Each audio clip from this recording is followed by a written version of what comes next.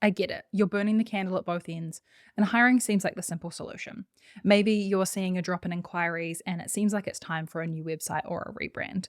But before you jump in with both feet, we need to assess some things. It just saves a lot of headaches later.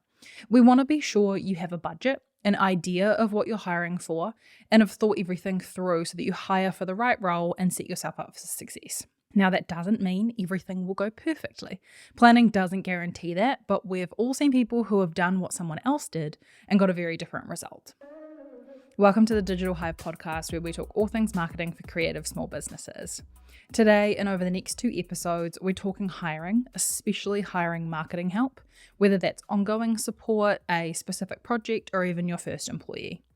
In this episode, we're preparing to hire, so I'm walking you through everything you'll need to do or decide before you actually start the search. As you listen to this episode, you might be driving, at the gym, doing the dishes. Don't worry, you can listen and not take notes because I've got a handy download for you. It's essentially a workbook for this whole process, so grab that in the show notes and reuse it as many times as you need. First, you have to assess your actual needs. There have been times where I've been overdoing it in my work life, and buying a meal box has helped tremendously. I don't have to think about and shop for every recipe. I choose between the 20 options and it gets delivered and I cook it. Meals are also a little easier to delegate than, say, your social media content. I like to think about the feeling or result I want and work my way back. Am I exhausted at the end of the day? Am I booked so far out it's getting ridiculous potentially when I'm not making much of a profit anyway? Or am I bogged down by admin? They're just some examples, but they're a lot more specific than I'm busy. Exhausted at the end of the day could mean I need to be factoring in time and space for my health, like a workout and eating well, getting a full night's sleep. Work stress could be at the center of that, or it could be that I haven't seen a vegetable in like a month.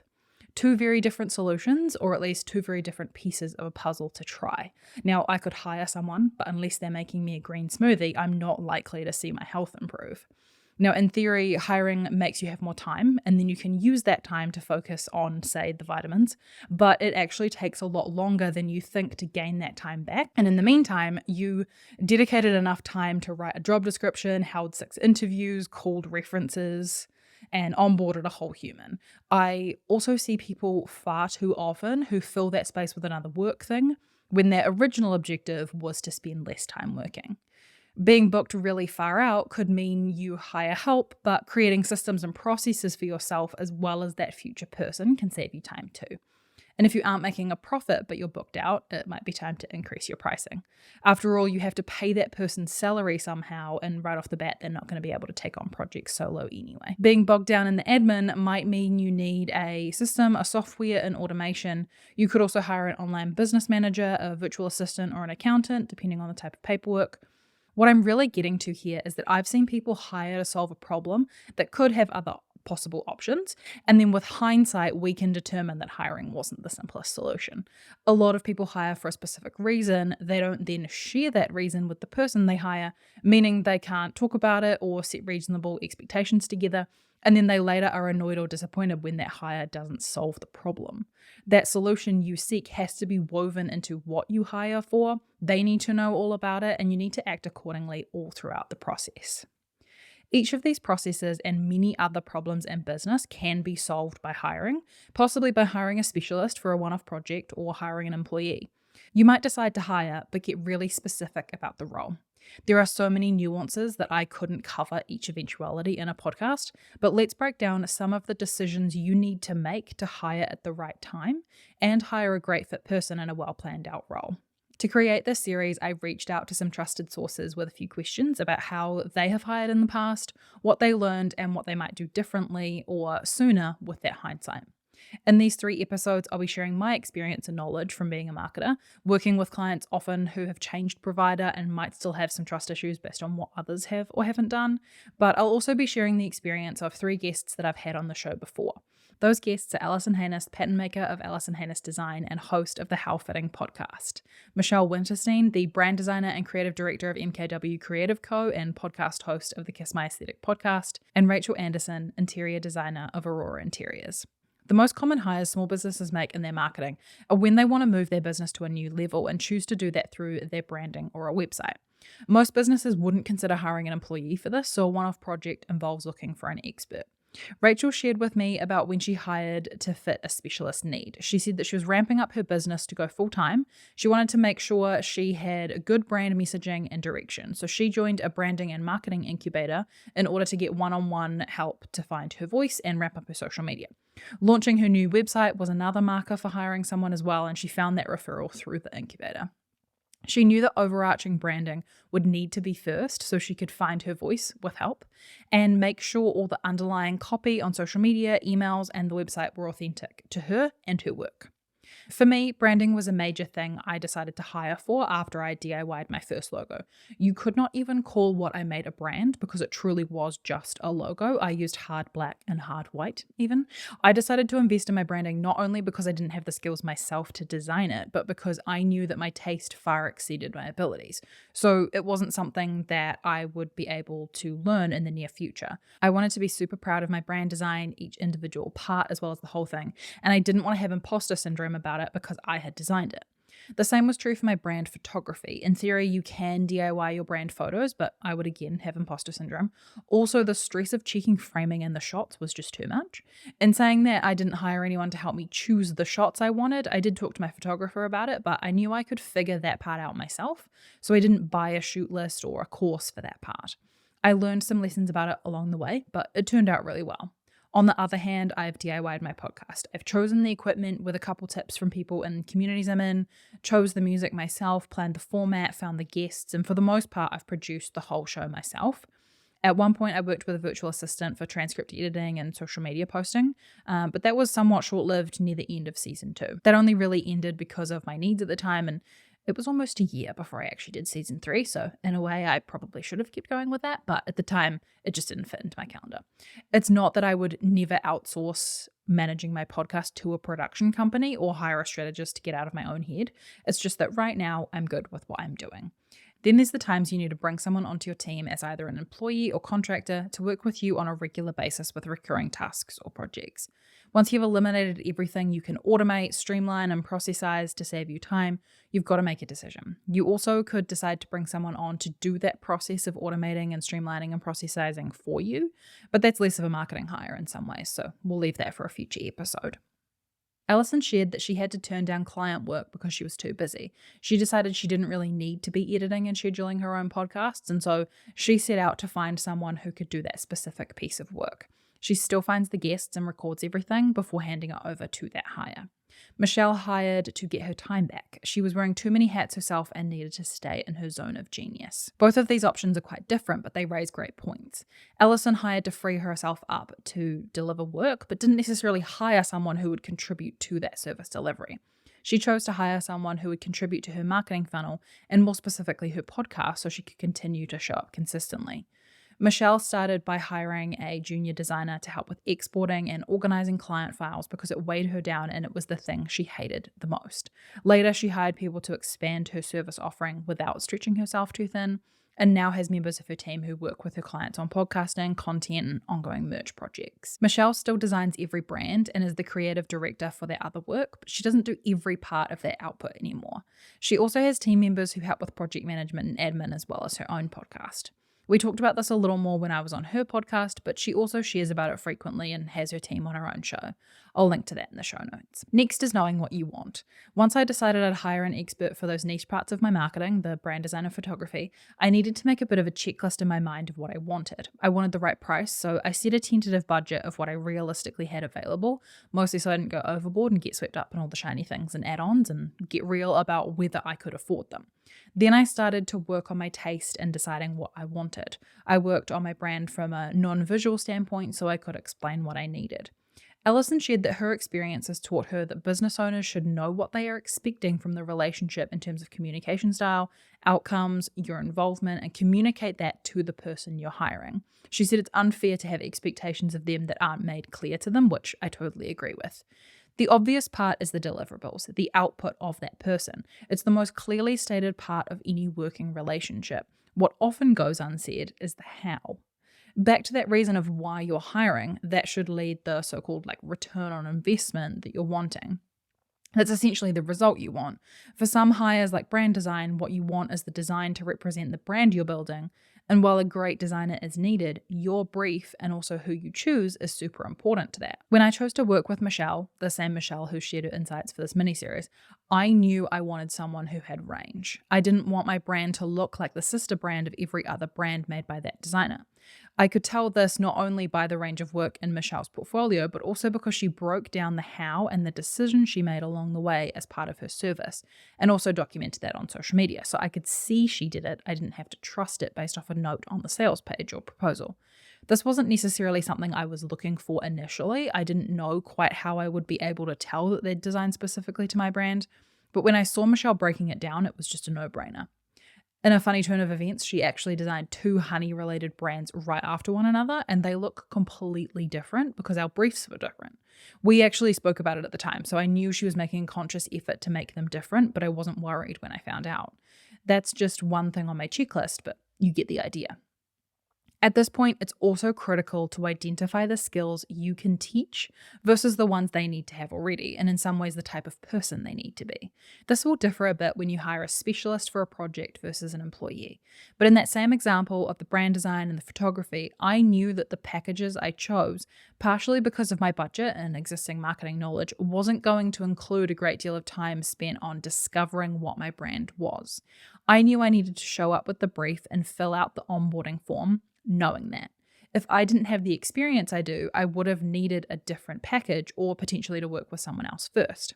If I didn't consider that and assumed it would happen regardless, even though it wasn't included in the package, the people I worked with would have to fill in the gaps, and they can't guarantee they'll guess or assume correctly. That's when you end up with 7 rounds of edits. It just so happened that the people I worked with would totally know if they didn't have enough info, but not everyone can, or has the confidence to push back when they know it, but have to make that clear. When I hired a virtual assistant, I knew I understood the tools I use well enough that I didn't have to require my VA to have existing experience, which was really helpful because that's a very specific set of software that I had chosen. I showed them how I wanted things to be done, and I paid them for that time they spent learning. It made it so much easier to hire for that role and made the rate they charged more competitive because they weren't a specialist. Another point to make is that in theory, I could have worked with that virtual assistant and then had them use whatever software they were comfortable with. The way that I wanted to work with them was that if I had little edits that I needed to be done, and especially at the last minute, like I realized the morning the podcast needs to go out that I want to make a change, that I could go into those softwares and make a change. It also meant that I'm the one paying for those softwares. They're my accounts rather than it being the service provider who is the specialist in that software, and therefore I'm using their account. This all came back to my needs, how I wanted this person to slot into the business, and therefore that led the type of hire that I hired, but also how I worked with them. I've also seen countless clients who have hired a website designer or developer assuming that they will help them with the website strategy, but not saying anything, and then the first thing they have to do is tell their new hire what pages they want and write their own content, and they're stumped. Helping them figure it out isn't included in the package, but that process also isn't necessarily the expertise of the person they have booked with. I also consider at this stage how each hire will hold me accountable. When I worked with the VA for my podcast, I had to have things done in advance to give her the time and space to do her work. If a weekly check-in meeting or deadlines for you to provide work to them will help you keep to your priorities, great. You might want to consider how that would work and how they hold you accountable when essentially you're the boss. That'll be ingrained in the plan you make to work together. How you want to set boundaries will impact what type of hire you make as well. The boundaries have to match the role you hire for. You can't hire someone for a project with a set scope and treat them like you pay them hourly unlimited and give them a bunch of admin instead of the one item you're meant to be doing. They need to spend the time on the deliverables, mostly because they know you'll expect those deliverables in the end. You'll also need to consider the timeline, not only if this is a recurring project or a one-off, but also when you need this completed by. If it needs to be done quicker, you'll need to get a wriggle on. If you have time, this doesn't necessarily mean you should wait to hire. Having more time up your sleeve gives you more options of who to hire and removes the need for a potential rush fee. You'll often end up with better results because you had the space to brief and give great feedback. Your hire might get things to you sooner, but if you get the ball rolling now, you'll have more space at the end. An example I have seen of this is those who need a website for an event. They have plenty of time, then all of a sudden they got busy and now they have to rush in the final days because their deadline is so fixed. There's also the instances where you can get a whole new benefit out of marketing when it's done sooner. Say you're an author and you want a website ready for when your book launches. But if it's ready 6 months before your book launches, you can share blog posts, grow an email list, promote pre-sales, and maybe even schedule a podcast tour using the content on that website. This is made possible because you have the time to grow an audience and you know you don't have to still be working on your website when you're in the midst of those final approvals. I also find it's important to prepare ahead of time and decide how you'll collaborate, especially if this is your first hire. Project management, tasks, handoffs, passwords, and access are all things that cause friction at the start of a working relationship and can take the fun out of things. If you want to use a particular tool, get familiar with it. Changing how you use it on the fly becomes such a time waster. Sometimes you'll get onboarded into your hires process. That's quite common for projects. But for other hires, they'll fit into your process or give you tasks and reminders via email. That might be great for you, but it also might not. They won't know that. You know how you stay organized. This also impacts how they'll fit into the rest of your team if you have one, how they'll communicate, collaborate, and get to know each other. You'll need to decide long before you hire whether this person needs to work with you in person or remotely. I work with so many of my clients remotely, most of whom I've never met in person. That doesn't work for everyone, and there'll be instances like an event where you'll need that person on the ground. Maybe you're cool with them being remote, but have a set idea on what time zones or their usual availability so you can have a Zoom call with them without it being at 10 p.m. There's one option that isn't hiring, but is an option that a lot of people opt for, and that is DIYing it, but with guidance. They choose to invest in either a course, a strategist, or a coach to help them. I'll dive more into this and the types of hires and this DIYing with help option in the next episode, but it's a part of the decision to hire or not. In this instance, you're investing, but not to outsource. For Alison, she shared that if it's something she wants to learn or would enjoy doing, she opts to DIY. If it's something she thinks needs to be done, but she doesn't particularly want or need to do it, she's looked for help. Michelle shared that she made this decision for her business by learning her professional type. She said that she read Built to Sell, Rocket Fuel, and other business books which identified her personality type as the visionary and maverick type. For her, that meant that she needed someone who was an implementer, processor, systems person to complement and organize her big ideas. Rachel takes a slightly different approach, and it's closer to how I prefer to make the decision. If she's too busy with client work, she says that's an easy answer. During slower times, she typically will watch a couple YouTube videos and hop in herself. But if she gets frustrated or brain dead trying to do the task, then she knows she needs to hire. She says it's not worth the cost savings if it spirals her into a bad state of mind. I totally agree. I'm also a fan of making things fun by having like a charcuterie board or something when I make myself essentially do a task. So say I'm like, okay, podcast editing, I have streamlined this process, but I used to procrastinate editing these podcasts where it was just me because I didn't like hearing the sound of my own voice. It was fine when it was a conversation for some reason, but when it's just me, I found it really hard. So I changed the software I use and now I edit based off a transcript. So sometimes I have to repeat myself because my nose went weird and I couldn't breathe halfway through talking. That happened earlier. I can just literally see it in the automated transcript and backspace the whole section. So I don't necessarily avoid it as much as I used to, but what I used to do was kind of trick myself into making it fun. So I'm only allowed to do this thing after I do this task, or I'm only allowed to make a little snack charcuterie board when I'm doing hard tasks. So kind of just a weird workaround of doing it. The kind of things that you can't hire out, but they need to get done, but they're also not fun. So we're speaking generally here, so this obviously depends on the budget. Speaking of, it's time to talk money because hiring is an investment and time is money. I prefer that when clients hire me for a strategy, coaching, or to work with them on a short-term basis, that they have cash reserves put aside for the work. This is a little selfish. I obviously want them to be able to afford the package, but there's also a mindset piece to this. I don't mean an abundance mindset per se, but when you know you have an upcoming expense you need to gain sales for, it shifts your marketing focus. When clients have my services already paid for, or at least the money put aside, and they can focus further ahead, we're able to start with the longest term investment items. These are the ones that have the biggest payoff over time, but maybe rely on a decent amount of work upfront, like SEO, their website design, branding, email marketing, and investing time in their messaging. Mid-term investments in marketing can be advertising, consistent social media, or networking. Short-term investments are more like one-off event advertising and viral-seeking social media. Regardless of how much time they take, they always have a really short time span.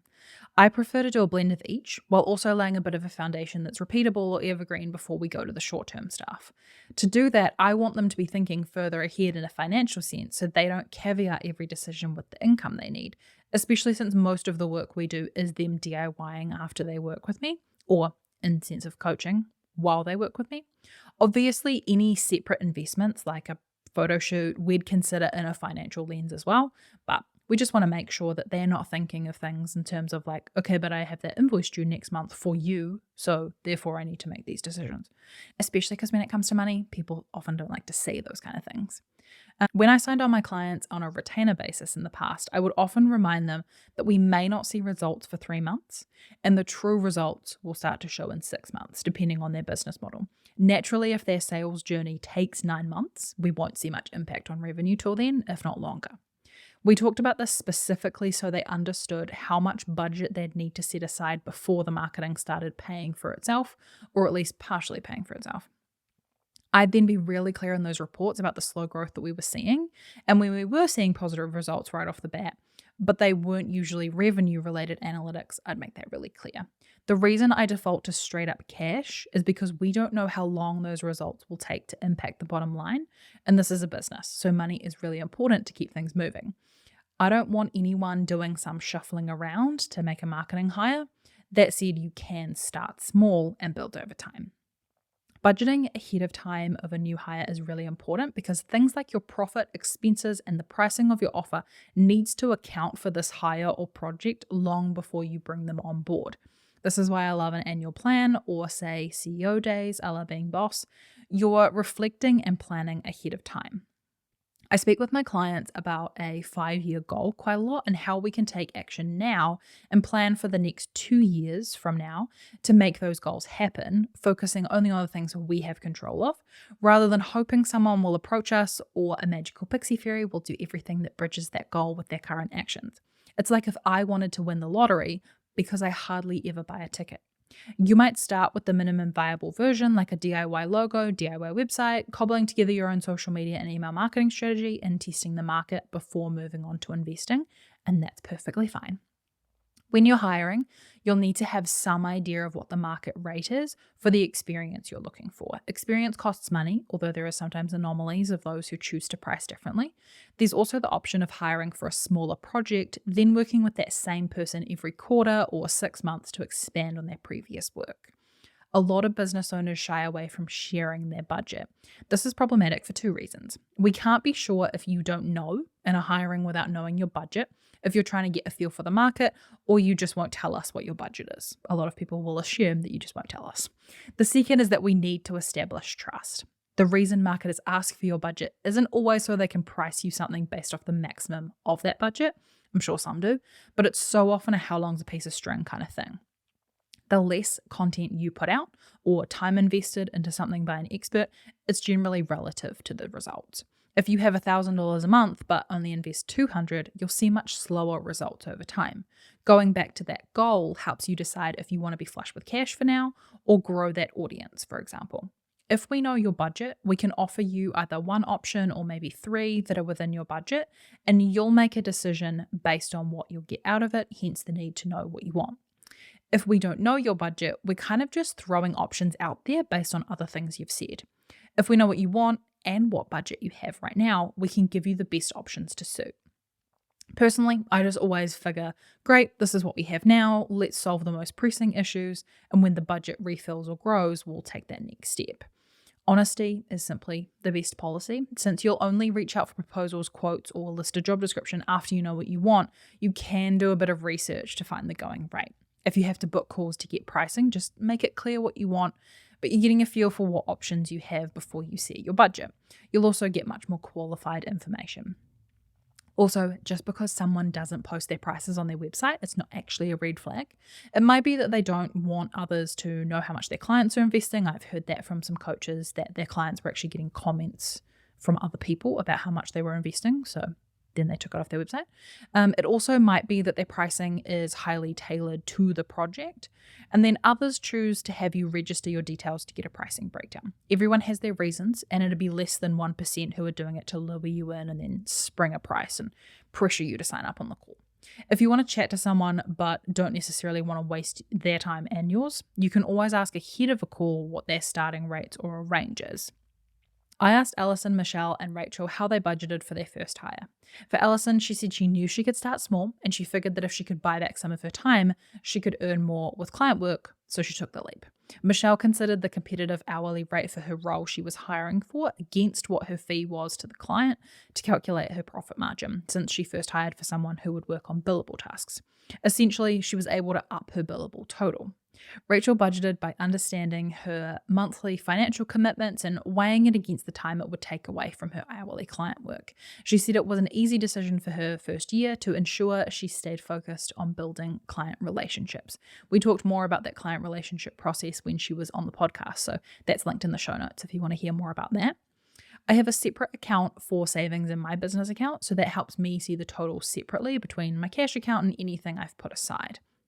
I've also historically made a spreadsheet of my projected income based on already sold packages. This was mostly back when I did retainers, so I kind of knew what my ongoing income was going to be and my expected expenses. At first I did this to track how many weeks of running costs I was covered for, especially when I was leaving my part-time job, and I later used it to make decisions to hire. Since I've not hired for billable recurring tasks myself, I've worked with contractors for already confirmed projects, but that's a little different since they're part of the proposal process.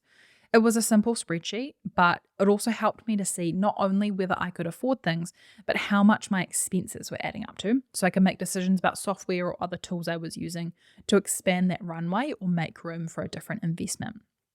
My process hasn't changed much, to be fair, and I still try to keep everything as fluff-free as possible, especially on that recurring cost side. So you've figured out why you're hiring, what for, what you hope to get out of it, and now you have a budget. Before we start to hire, you've still got some preparation to do. You essentially need to prepare both the business and your availability to make this work. The consensus of what to prep was pretty unanimous. Michelle wishes she formalized a company handbook earlier. Alison said she created extensive standard operating procedures, also known as SOPs, but found that they weren't clear enough when she actually hired. She thinks she did the best she could to prepare beforehand, and things naturally came up once they started working together that they improved on. I'm a big fan of starting SOPs and then having your hire take ownership of updating them. They're the most new they'll ever be right at the start. So they'll add those extra nuanced steps that come so naturally to you. I once hilariously trained someone in a past role on how MailChimp worked and how we had everything set up for specific business. And the very next day, she logged in to find MailChimp had changed their entire interface. After I recovered from my brief laughing fit at the ironic timing after years of no major changes on their interface, we were back on track 5 minutes later, and she updated the process in the SOP. Easy. The buttons had all moved and a couple phrases were different, but the majority of it was the same. It was a great welcome to the marketing world where buttons move constantly.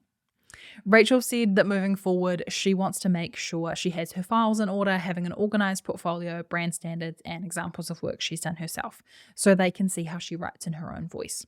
Files are one of the biggest blocks for new hires. They need to do something that takes 5 minutes, but wait an hour or a day for someone to be able to share the file.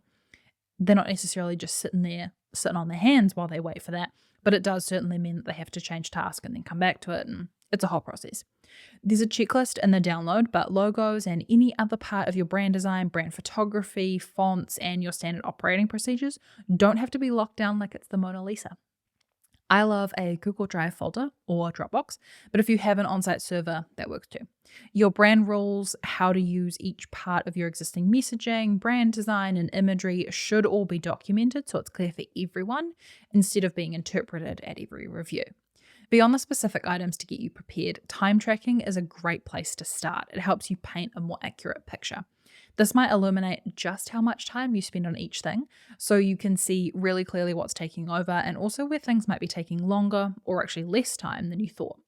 If you keep time tracking through creating automations, hiring an expert, or bringing on someone to work with you regularly, you can also track how that split shifts. I love Toggle, but there's plenty of great options. So I recommend making a decision based on what integrates with other software you use to make it super seamless. That might be your accounting software or your task tracking tools. You might also want to check what you can use for free to keep that budget really healthy, and also what reporting and comparing you can do. When you go through this preparation process without even hiring the person yet, but just creating the documentation of SOPs, what you need them to do, and the job description, it can unlock more information about how you want to move forward. Documenting this not only provides the list to your team, but it also means it comes out of your own head so you can move on to other important work. It may even unlock better ways of you doing the work so you actually lessen your reliance on this new person. However, that doesn't necessarily mean you shouldn't hire yet. You don't want to wait till you're overbooked to hire, since it takes time to bring people up to 100%. This added space might be just what you need to avoid burnout during that hiring process. My last tip, and often the longest to figure out since it's a slow building of knowledge, is that you need to know the basics of your marketing. This isn't a quick tip situation, so I'll just give you the highlights, but we've talked about these on past episodes and I'll dive into them more in the future episodes as well. Essentially, this is what I focus on most with clients as a strategist and coach. Part of the importance of this is because only a business owner can truly decide on most of them unless you're hiring someone to help you figure these out. You are the business owner, and so you are the one that's stuck with the consequences of these decisions after the fact. The other reason is that without clarity on these, you tend to have to redo work multiple times and give lots of feedback, so the work is more unique to your business because the brief for the work isn't clear enough. It's frustrating for you if you don't fix it quickly, and it's frustrating for those you hire. Those basics include who your customer is, your mission, your brand voice, and if you aren't hiring a strategist to create one for you, a bit of a marketing plan. Even if you're hiring a specialist, they'll only help you make a plan for that part of your marketing, not a holistic plan. They might also create a mini plan for themselves and action it, but not go to the effort of breaking it down for you to understand if that's not part of what you've actually hired them for, because it takes a lot more time to just do that. You as the business owner need to be the one to maintain the consistency of output from everyone you hire. Even if you do work with a specialist, they'll still ask you some questions that you'll need to give reasonably thought out answers to so that they can take action based on that strategy. There's also a whole other layer of understanding the terms, analytics, and averages of each of your marketing channels that you outsource so that you can have productive conversations and hold your hires accountable. We'll talk about managing in part 3, but how can you truly decide whether someone has experience in Google Ads if you don't know how to log into your account? It just adds another layer that might be totally fine, but also could turn sour. With everything I've just run through, you'll create your brief, not just a job description, but your fully detailed brief. You'll combine everything you've decided and prepared so far into a detailed description of what you're looking for. This will hold you accountable as you search and make that hire and ultimately manage those you work with. It's a lot to think about, but essentially that's what this phase is for. It's taking the time to mentally prepare so that when you're actually hiring and managing, you're closer to that perfect path. Download the document in the show notes to give you a guide as you work through this process, and I'll see you back here in the next episode to chat about the hiring stage.